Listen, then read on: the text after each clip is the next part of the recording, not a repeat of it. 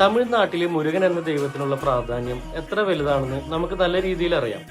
കാരണം ഒരു ഭാഷയുടെയും ജനതയുടെയും അല്ലെങ്കിൽ തന്നെ തമിഴ്നാടിന്റെ ഒരു ദൈവമായാണ് അവർ മുരുകനെ കാണുന്നത്.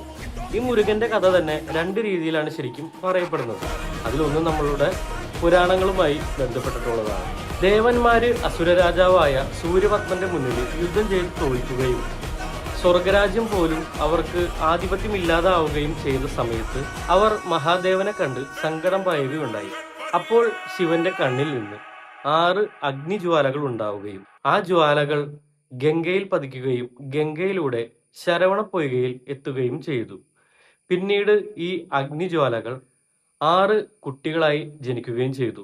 6 കാർത്തിക സ്ത്രീകൾ ആ കുട്ടികളെ വളർത്തുകയും പിന്നീട് പാർവതി ദേവി ആ കുട്ടികളെ നെഞ്ചോട് ചേർക്കുകയും ചെയ്തപ്പോൾ ആ 6 കുട്ടികളും ഒന്നു ചേർന്ന് ഒരു കുട്ടിയായി